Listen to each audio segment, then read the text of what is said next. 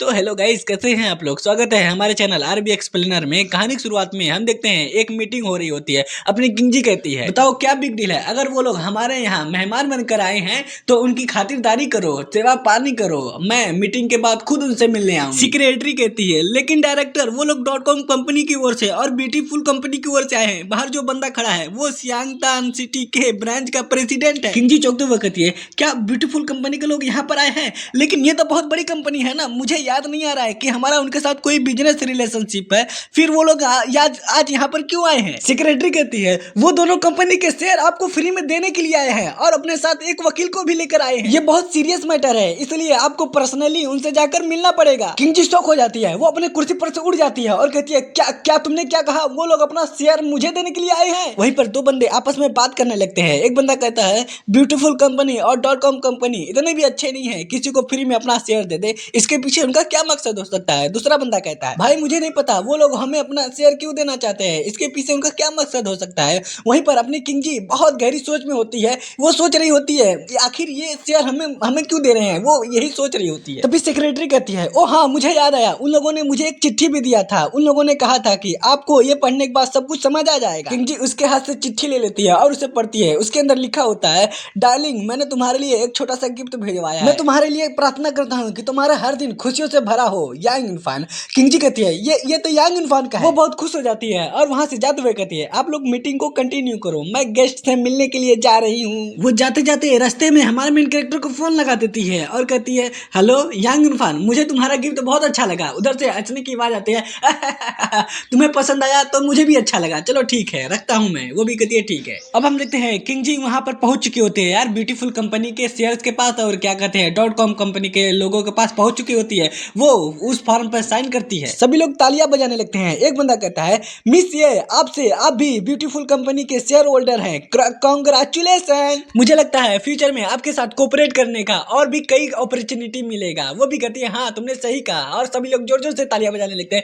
जोर जोर से तालियां बजाने लगते हैं। तभी कोई कहता है, लगता है उसको गिफ्ट मिल चुका है, अब मुझे अपना पिल बनाने में फोकस करना चाहिए। हम देखते हैं वो कोई और नहीं बल्कि हमारा मेन कैरेक्टर था। भाई उस समय फोन नहीं कटा था, बल्कि मुझसे कुछ गलती हो गई थी, फोन नहीं कटा था, फोन चालू था। अब हमारा मेन कैरेक्टर अपनी भट्टी में पिल बना रहा होता है। पिल बनाते बनाते उसकी हालत खराब हो जाती है, फट के चौसठ हो जाती है, उसके माथे से पसीना चुने लगता है। वो अपने मन में कहता है, मूल रूप से ये वायरस कल्टीवेशन वर्ल्ड में होने वाले बर्न इन्फेक्शन के समान है। इसके परिणाम स्वरूप मांगू टोटका, रेनबो स्किन, ड्रैगन पिल सभी रोगियों के अंदर के मौजूद जहर को बेअसर कर देता है। अब सीन शिफ्ट होता है, हमें आधे घंटे बाद का सीन दिखाया जाता है। हमारा मेन कैरेक्टर डायरेक्टर लियांग से मिलने आया है। वो उनको एक डब्बा देते हुए कहता है, डायरेक्टर लियांग ये एक मेडिसिन पिल है जिसे मैंने बनाया है, आपको हर एक बंदे को एक एक पिल दे देना है, बस कुछ ही समय बाद ये पिल अपना असर दिखाना शुरू कर देगा। डायरेक्टर हमारे मेन कैरेक्टर की बातें सुनकर शॉक हो जाता है। वो अपनी जगह पर खड़ा हो जाता है और उस डब्बे को अपने हाथ में लेकर खोलता है। जैसे ही वो खोलता है उसके अंदर से इंद्रधनुष के जैसी लाइट चमकती है, एकदम कलरफुल। वो भी कहता है, वाह ये तो बहुत अमेजिंग है। और हाँ मिस्टर यांग, आपने जैसा कहा था, हमने बीरो को कहकर उस पानी को चेकअप करवाया था, लेकिन रिपोर्ट नॉर्मल थी, पानी में कोई भी खराबी नहीं था। हमारा मेन कैरेक्टर कहता है, वाह ये तो बहुत अच्छी खबर है। ठीक है, जब मैं यहाँ तक आ ही गया हूँ तो क्या मैं उस मरीज को देख सकता हूँ जिसे मैंने कल बचाया था? वो भी कहता है, क्यों नहीं मिस्टर यांग, आप जरूर उनसे मिल सकते हैं, मैं आपका इंतजार कर लूंगा। वो लोग टेंटन से मिले जा ही रहे होते हैं, तभी डायरेक्टर कहता है, डॉक्टर यांग ये सब आपकी बदौलत हो रहा है कि मिस टेंटन बहुत जल्दी ठीक हो रही है। हॉस्पिटल के सभी फिजिशियंस बहुत एक्साइटेड हैं क्योंकि वो आपको देखना चाहते हैं और सीखना चाहते हैं कि आप अपने पेशेंट का इलाज कैसे करते हैं। मेन कैरेक्टर घबराते हुए कहता है, डायरेक्टर लियांग मैं बस यहाँ अपने पेशेंट का हाल चाल लेने के लिए आया हूँ, ये आपको नहीं लगता ये कुछ ज्यादा हो रहा है? तभी वहाँ पर अचानक से जितने भी नर्स फिजिशियन डॉक्टर थे सब लोग वहाँ पर आ जाते हैं और हमारे मेन कैरेक्टर से कहते हैं, डॉक्टर यांग आप बहुत दयालु हैं, आप हमारे हीरो हैं, आपसे मिलने का बार बार मौका नहीं मिलता है, इसलिए हम इस रेयर अपॉर्चुनिटी का लाभ उठाएंगे और आपसे सब कुछ सीख लेंगे। हमारा मेन कैरेक्टर उन लोगों को देख घबरा जाता है, उसकी हालत खराब हो जाती है। वो कहता है, नहीं ये तो कुछ ही ज्यादा लोग हैं, इतने लोगों को मैं कैसे सिखाऊंगा? अब सीन शिफ्ट होता है, हमारा मेन कैरेक्टर टेंटन से मिलने के लिए आ चुका होता है। उसकी माँ उससे हाथ मिलाती है और कहती है, डॉक्टर यांग अगर आप नहीं होते तो मेरी बेटी ठीक नहीं हो पाती। हमारा मेन कैरेक्टर टेंटन की ओर देखता है और उससे हाय कहता है, इशारा करता है। वो शर्मा जाती है और अपने छाती पर हाथ रख लेती है। तो गाइस मुझे लगता है ये भी हमारे मेन कैरेक्टर के प्यार में पागल हो गई है। उसके प्यार में पागल हो गई है। क्या है उसके अंदर, है क्या उसके अंदर? ना तो उसके पास सुंदर चेहरा है, लप्पू सोता है, फिर उसके प्यार में कैसे पागल हो गई? ओ अब मुझे याद आ गया, जब हमारा मेन कैरेक्टर उसका इलाज कर रहा था तब हमारे मेन कैरेक्टर ने उसका चू चू चू देख लिया था, इसलिए वो उसके प्यार में पागल हुई। अरे यार ऐसा ऐसा होता है कभी, कहाँ कहाँ होता है, कैसे होता है? अब कहानी में हम वापस आते हैं। टेंटेन कहती है, डॉक्टर यांग आपका बहुत बहुत धन्यवाद, मैं आपको अपने घर पर इनवाइट करना चाहती हूँ ताकि मैं आपको अपने दूध का कर्ज चुका चुका चुका मतलब एहसान चुका और साथ ही में मेरे दादाजी आपसे मिलना चाहते हैं। माँ कहती है, इसने बिल्कुल सही कहा, फिर तुम मेरे बेटी को और अच्छे से जान पाओगे, वैसे भी उसकी शादी करने की उम्र हो गई है, तुम बहुत अच्छे सन इन लोगों। उसकी बातें सुनकर हमारे मेन कैरेक्टर की पूरी दुनिया ही हिल जाती है, वो पत्थर का बन जाता है, उसको कुछ समझ ही नहीं आ रहा होता है। उधर टेंटेन शर्माते हुए कहती है, मॉम अब ये क्या बकवास करी है, मुझे शर्म आ रहा है। तभी डायरेक्टर हमारे मेन कैरेक्टर के पास आता है और हल्की आवाज में कहता है, यांग इरफान, टेंटेन के दादाजी एक वॉरियर थे, वॉरियर हीरो, उनका नाम फू युआन था। जैसे जैसे उनकी उम्र बढ़ते गई वैसे वैसे जंग में लगी सारी चोट उभर आई। हमने बहुत कोशिश किया उनको ठीक करने का, लेकिन कोई भी फायदा नहीं हुआ, हम उनको ठीक नहीं कर पाए। मेन कैरेक्टर कहता है, ठीक है मैं उन्हें एक बार जाकर देख लूंगा, और अपने मन में कहता है, टेंग फू युआन, मैं इस नाम को जानता हूँ, जियांग पोलांग ने मुझे एक बार इस नाम के बारे में बताया था। इस बंदे ने उसकी रेजिमेंट में अकेला ही घुसकर सभी डिवीजन वाले को हरा दिया था, ये सचमुच एक हीरो है। अब सीन शिफ्ट होता है, हम देखते हैं हमारा मेन कैरेक्टर टेंटेन के घर पहुंच चुका होता है। माँ कहती है, टेंटेन मैं जा रही हूँ तुम्हारे दादा का हाल चाल लेने, तुम मिस्टर यांग का ख्याल रखना, और हाँ मैं नौकर से कह देना कि मिस्टर यांग को चाय दे। वो भी कहती है ठीक है। उसके बाद हमारा मेन कैरेक्टर और टेंटेन बैठकर चाय पी रहे होते हैं, तभी कमरे के अंदर से चिल्लाने की आवाज आती है, दफा हो जाओ, अभी कभी मेरे कमरे से बाहर निकल जाओ। मेन कैरेक्टर कहता है, क्या ये तुम्हारे दादाजी की आवाज थी? उनकी आवाज को सुनकर तो नहीं लग रहा है कि उनको कोई बीमारी है। टेंटेन हंसते हुए कहती है, डॉक्टर यांग आप बुरा मत मानिएगा, मेरे दादाजी आपको भगाना नहीं चाहते थे, दरअसल मेरे दूसरे चाचा ने एक विदेशी डॉक्टर को लाया है, मेरे दादा उससे नफरत करते हैं, बस उसी को भगाना चाहते थे, ना कि आपको। तभी वहां पर माँ आती है और हाथ जोड़ते हुए कहती है, मिस्टर यांग क्या आप मेरे साथ चल सकते हैं? मेरे फादर इन लॉ बहुत ओल्ड हो गए हैं, वो डोल नहीं पाते, मतलब चल नहीं पाते, आप मेरे साथ चलिए। मेन कैरेक्टर कहता है, नो प्रॉब्लम, मैं तुम्हारे साथ चल सकता हूँ। इतना कहने के बाद वो दोनों लोग वहां से चले जाते हैं और दूसरी तरफ से एक बंदा आता है, वो कहता है, अरे टेंटेन तुम घर वापस आ गई हो, क्या तुम्हारा तबीयत पूरी तरह से ठीक हो गया है? जियांग हुआई के शहर के सभी डॉक्टर बेकार है, अगर तुम कहो मैं इसे पीट पीट कर तुम्हारी चेकअप करवाता हूं। वो भी हंसते हुए कहती है, धन्यवाद दूसरे चाचा, मेरा इलाज हो चुका है, यांग इरफान ने मेरा इलाज पहले ही कर दिया है। चाचा सोचते हुए कहता है, यांग इरफान क्या वो जिंग हुआई शहर से है? लेकिन मैंने उसे कभी भी उस हॉस्पिटल में नहीं देखा है। तभी बगल वाला डॉक्टर ये नाम सुनकर चौंक जाता है और वो घबराते हुए कहता है, क्या क्या क्या कहा? यांग इरफान, अब याद आया, मैं ये नाम सुनकर मुझे अब याद आया, वो यंग मैन, वो होंगचा का सबसे अच्छा डॉक्टर है, यहाँ तक इंटरनेट सर्वे वाले ने उसे दुनिया का सबसे नंबर 1 डॉक्टर होने का उपाधि दिया है। टेंटेन कहती है, दादाजी मैं आपसे मिलने के लिए आई हूँ। दादा हाथ हिलाते हुए कहता है, मेरी प्यारी पोती जल्दी से मेरे पास आओ, आओ मेरे पास आओ। टेंटेन कहती है, दादाजी इनका नाम यांग इरफान है और ये जियांगजंग सिटी के डिवाइन डॉक्टर है, इन्होंने मेरी जान बचाई है। दादा चौंकते हुए कहता है, टेंटेन तुम्हें तो बहुत सीरियस बीमारी थी ना, जियांग हुआई सर के कोई भी बंदा तुम्हें ठीक नहीं कर पाया था, मतलब कोई भी डॉक्टर ठीक नहीं कर पाया, लेकिन इस बंदे ने तुम्हारा इलाज कर दिया है। इसकी उम्र को देखते हुए ऐसा लगता है कि ये बहुत अच्छा डॉक्टर होगा। मेन कैरेक्टर दादा के पास आता है और कहता है, नहीं नहीं नहीं नहीं ओल्ड मास्टर टेन, आप मेरी कुछ ज्यादा ही तारीफ कर रहे हैं, मैंने टेंडेन से सुना है आजकल आपकी तबीयत बहुत खराब रह रही है। मैं ट्रेडिशनल चाइनीज मेडिसिन की प्रैक्टिस करता हूँ, इसलिए मैं आपको देखते ही बता दूंगा आपके शरीर में क्या प्रॉब्लम है, शायद मैं उस बीमारी को ठीक करने में आपकी मदद भी कर सकता हूँ। दादा हंसने लगता है और अपना हाथ आगे बढ़ाने लगता है चेक करने के लिए।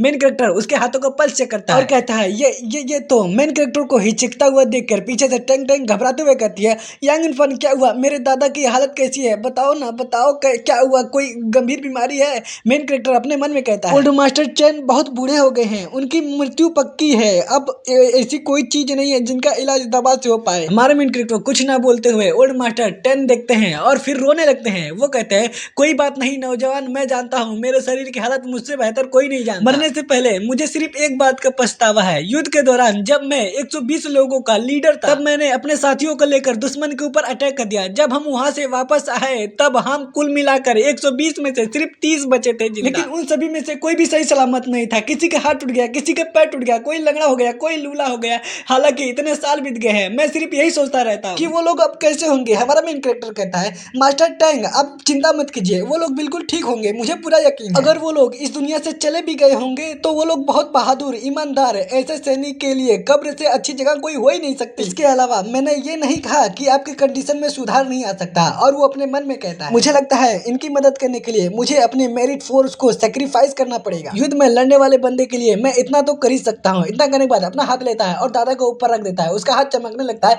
दादा घबराते हुए कहता है, यांग इरफान, ये तुम क्या कर रहे हो? दादा के चेहरे से झुर्रियां गायब हो जाती है, उसके बाल काले हो जाते हैं। दादा को अभी तक कुछ समझ ही नहीं आ रहा होता है। तभी उसकी पोती कहती है दादा दादा आपके बाल काले हो गए हैं, ऐसा लग रहा है कि आप जवान हो गए हैं। दादा कहता है, मेरी पोती क्या तुम थोड़ी देर के लिए बाहर जा सकती हो, मुझे इससे अकेले में बात करना है। पोती कहती है, ठीक है दादाजी मैं जाती हूँ। इतना कहने के बाद वो वहां से चली जाती है। तभी दादा अपने पैरों पर खड़ा होता है और ग्रीट करते हुए कहता है, हे नौजवान। अरे नहीं नहीं नहीं नहीं, इमोर्टल लॉर्ड, सच कहूं तो मुझे पता नहीं था कि आप सच में कौन है, मैं आपको क्या करके बुलाऊं। मेन कैरेक्टर कहता है, अरे नहीं नहीं नहीं, आप कुछ ज्यादा ही कर रहे हैं, आप मुझे डॉक्टर बुला सकते हैं या डॉक्टर यांग भी चलेगा। दादा कहता है, डॉक्टर यांग, इस बूढ़े आदमी की जान बचाने के लिए तुम्हारा बहुत बहुत धन्यवाद, लेकिन मुझे एक बात समझ नहीं आई, मेरे पास कुछ भी नहीं है तुम्हें देने के लिए, फिर भी तुमने मेरी मदद क्यों की। हमारा मेन कैरेक्टर उसे ग्रीट करते हुए कहता है, ओल्ड मास्टर टेन, आप कुछ ज्यादा ही सोच रहे हैं, वैसे भी हमारे देश के लिए आपने बहुत कुछ किया है, आपने बहुत बहादुरी से लड़ाई भी लड़ी होगी, बलिदान भी दिया होगा, तो मैं कैसे आपसे कुछ ले सकता हूँ। दादा कहता है, डॉक्टर यांग आप सही कह रहे हैं, लेकिन आपने मेरी जान बचाई है, इसका एहसान मैं पैसों से नहीं चुका सकता। हालांकि मेरे पास एक ऐसी चीज है शायद जिसे देखकर आपको इंटरेस्टिंग लगे।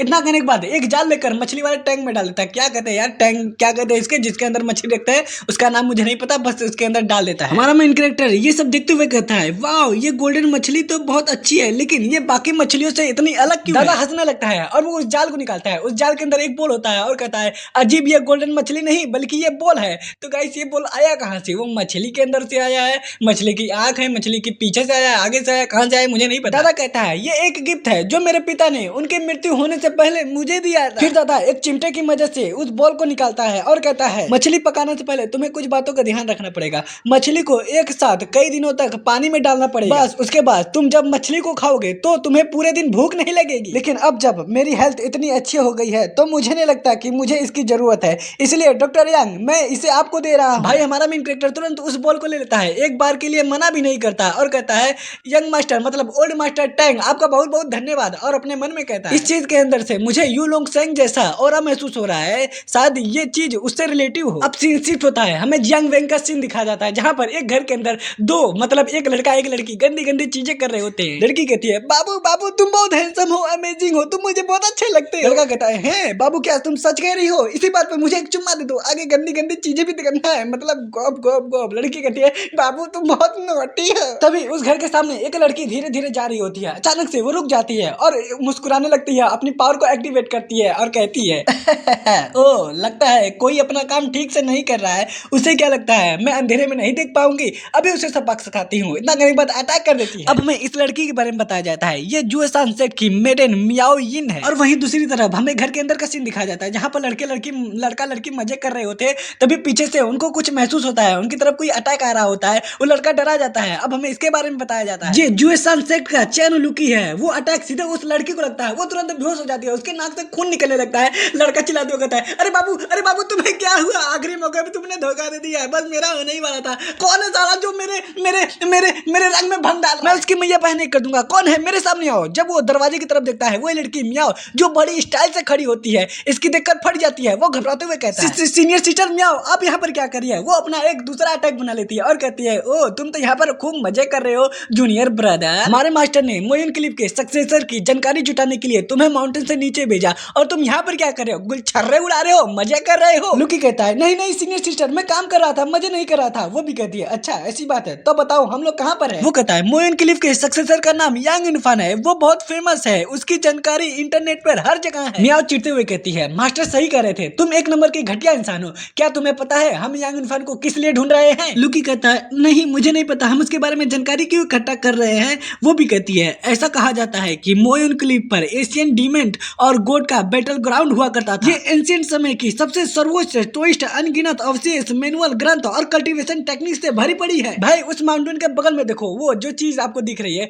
मैं बस एक ही चीज कहना चाहता हूँ, ऐसा हम पुरुषों के साथ क्यों होता है? क्यों होता है? हमारी भी इज्जत होती है, ऐसे मत दिखाओ यार, खुले आप अगर दिखाना है तो दिखाओ लड़कियों के बारे में। और वो आगे कहती है, यदि हम मोइन क्लिफ के अंडरग्राउंड टेम्पल का रास्ता खोज ले तो फिर हम सर्वोच्च ट्विस्ट द्वारा छोड़े गए ट्रेजर को वापस पा सकते हैं और हम उनकी लेगेसी को भी हासिल कर सकते हैं। लेकिन यहाँ पर एक दिक्कत है, वो मोइन माउंटेन वाला बुढ़ा, वो पता नहीं कितनों साले से उसी माउंटेन पर रहता हुआ आया है। अब हमारे पास सिर्फ एक ही रास्ता है, उसका एक लौता सक्सेसर यांग इरफान। इसीलिए हमारे मास्टर ने यांग इरफान की जानकारी इकट्ठा करने के लिए कहा था, ताकि हमें उस अंडरग्राउंड टेम्पल के बारे में कुछ पता चल जाए। और साले तू यहाँ पर आकर लड़कियों के साथ मजे कर रहा है, गुलछर्रे उड़ा रहा है, तू हरामी है, कुत्ता है, नीच है। अरे तुम्हारे मुंह से इतना लार क्यों चू रहा है? वो भी हंसते हुए कहता है मेरे पास एक खतरनाक आइडिया आया है। मैंने सुना है यांग इरफान के पास एक बहुत सुंदर वाइफ, क्यों ना उसके वाइफ को किडनैप कर लेते हैं, फिर उसे मजबूर करेंगे अंडरग्राउंड टेम्पल जाने का रास्ता बताने के लिए, और मैं उसके साथ थोड़ी मौज मस्ती भी कर लूंगा। मेरे कहने का मतलब भाई ये सब सुनकर मियाँ भड़क जाती है। वो तुरंत एक चाबू निकाल लेती है और उसे मारती है धड़ाम से। उसके गाल पर लगता है, उसके मुंह से खून निकल जाता है, उसका जबड़ा टूट जाता है, वो दूर जाकर गिरता है धड़ाम से और गंदी गंदी गलियाने गाली देने लगता है। साले कुत्ते कमीने छुड़ैल, तेरी हिम्मत कैसे हुई मुझे मारने की? वो उसके पास आती है और ठंडी आवाज में कहती है, चुप कर बेवकूफ, तू चाहे उसके पत्नी को किडनैप कर ले, चाहे तू अंडरग्राउंड टेम्पल जाने का रास्ता पता कर ले, कौन जाने की वहां पर हमारा क्या इंतजार कर रहा है। साले तुझे जरा भी अंदाजा है अगर उसने हमें अपने जाल में फंसा लिया तो? अगर अंडरग्राउंड महल में जाने से पहले हम मर गए तो इसकी जिम्मेदारी कौन लेगा? जब से तुम माउंटेन के नीचे आए हो आधा साल से रहने के लिए, तब से तुम्हें लड़कियों से लगाव हो गया है। मुझे लगता है मैंने तुम्हें गलत जगह पर मार दिया। मुझे तुम्हारे घोड़े पर मारना चाहिए ताकि तुम्हें अगली बार पता रहे हमें किस चीज पर फोकस करना है। इतना करने के बाद अपना चाबू को दोबारा उठा लेती है मारने के लिए। वहीं पर वो बंदा रोने लगता है, अरे नहीं नहीं जूनियर सिस्टर मतलब सीनियर सिस्टर, मुझे मत मारिए, मैं वादा करता हूँ मैं आपसे काम करूंगा, मैं आप लड़कियों को नहीं छूंगा, मैं आपसे वादा करता हूँ, मैं यांग इरफान की सारी जानकारी निकाल लूंगी, यहाँ तक उसके पूर्वजों की जानकारी भी निकाल दूंगा। आप मुझे मत करो कुछ, मुझे मत मारो। सीन शिफ्ट होता है, हमें डोंगहाई सिटी में यांग फैमिली के घर का सीन दिखा जाता है। हम देखते हैं हमारा मेन कैरेक्टर वहाँ पर आ चुका होता है। नगुआ कहता है, मास्टर आप वापस आ गए, मैं आपको ग्रीट करता हूँ, आपकी बदौलत मैं फाउंडेशन बिल्डिंग स्टेज पर पहुंच गया। मेन कैरेक्टर कहता है, बधाई हो नगुआ बधाई हो। और वो अपने मन में कहता है, नगुआ अपने मन में कहता है, अगर मास्टर ने ये सब मुझे नहीं सिखाया होता तो मैं आज भी उन ब्राह्मणों के जैसे इधर उधर भटकता फिरता रहता। मेन कैरेक्टर जोर जोर से हंसने लगता है और उसके कंधे पर शाबाशी देने लगता है। वो कहता है, शाबाश नगुआ शाबाश, तुमने मेरा छाती गर्व से ऊंचा कर दिया। और अपने मन में कहता है, ये तो बहुत बढ़िया है, मुझे उम्मीद नहीं थी कि एक दिन ये फाउंडेशन बिल्डिंग स्टेज पर पहुंच जाएगा। अब मैं इसे हमेशा शो ऑफ करने के लिए बाहर लेके जाऊंगा ताकि दूसरे लोग देख के मुझसे जले। तभी नगुआ कहता है, मास्टर डिवाइन बीस्ट पिल के बारे में। हमारा मेन कैरेक्टर उसके आधे बात को काटते हुए कहता है, चिंता मत करो मैं भूला नहीं हूँ, कल सुबह यू लॉन्ग सेंग के लिए डिवाइन बीस्ट पिल बनाने के लिए हम समुद्र की ओर चलेंगे। तभी घर के अंदर से आवाज आती है, यांग इरफान क्या ये तुम हो? वो कहता है, हनी मैं हूँ, मैं वापस आ गया। इतना कहने के बाद वो घर के अंदर चले जाता है। अब सीन शिफ्ट होता है, हमें अगले दिन किसी आइलैंड का सीन दिखाया जाता है। हमारा मेन कैरेक्टर और नगुआ दोनों लोग उड़ के जा रहे होते हैं। हमारा मेन कैरेक्टर कहता है, ये आइलैंड समुद्र तट से लगभग 20 किलोमीटर दूर है और सबसे खास बात ये निर्जन आइलैंड है। कहने का मतलब यहाँ पर कोई भी जीव जंतु और ऐसा वैसा चीज कोई भी नहीं रहता, एकदम सुनसान आइलैंड है। और इस आइलैंड के आसपास से कोई जहाज भी नहीं जाता है। ये सबसे अच्छा जगह है डिवाइन बीस्ट पिल बनाने के लिए। इतना कहने के बाद वो लोग अंदर चले जाते हैं। हमारा मेन कैरेक्टर एक जगह पर रुकता है और वो कहता है, ये जगह बहुत अच्छा है पिल बनाने के लिए, चलो पिल बनाना शुरू करते हैं। और एक बात, इस पूरी जगह की तुम सुरक्षा करोगे, तुम्हें नजर आने वाली हर चीज को मार देना है, चाहे वो उड़ता हुआ पक्षी क्यों न हो। डिवाइन बीस्ट पिल बनाना बहुत मुश्किल है, इसलिए सब जिम्मेदारी मैं तुम पर छोड़ता हूँ, तुम समझ गए है ना? वो भी कहता है, यस मास्टर मैं समझ गया, आप बस पिल बनाना स्टार्ट कीजिए, बाकी मैं सब कुछ देख लूंगा। मेन कैरेक्टर कहता है ठीक है। इतना कहने के बाद वो पिल बनाने लगता है। वो सबसे पहले जड़ी बूटी निकालता है, फिर भट्टी निकालता है, उसके अंदर सारी जड़ी बूटी डालने लगता है। अब हमें कुछ घंटे बाद का सीन दिखाया जाता है जहाँ पर हमारा मेन कैरेक्टर की हालत बहुत खराब हो रही होती है। उसके माथे से पसीना चू रहा होता है, वो पिल को रिफाइन कर रहा होता है और अपने मन में कहता है, दत्त तेरी जात की, यहाँ पर बिजली आने वाली है, ऐसे नाजुक समय पे क्यों आ रही है? बस लगभग काम होने ही वाला था, अब मैं हार नहीं मानूंगा, इसे पूरा ही करके रहूंगा, इसे मैं बना कर रहूंगा। यहाँ तक पहुंचने के बाद मैं अब पीछे नहीं हटूंगा। इतना करने के बाद अपनी आग को और तेज कर देता है, अपनी पूरी जान प्राण लगा देता है। हो गया हो गया हो गया। अब हम देखते हैं पिल रिफाइन हो चुका है, भट्टी के अंदर से पिल निकल जाता है। तभी तुरंत आसमान में बिजली तार तार तड़कने लगती है और हमारे मेन कैरेक्टर की तरफ नीचे बिजली मतलब थंडर ट्यूबुलेशन आने लगता है। तो गाइस इस एपिसोड का एंड हम यही करते हैं। उम्मीद है ये वीडियो आपको अच्छा लगा होगा। वीडियो को लाइक करो, चैनल को सब्सक्राइब करो। मिलते हैं किसी नेक्स्ट एपिसोड में, तब तक के लिए सायोनारा, मिलेंगे दोबारा।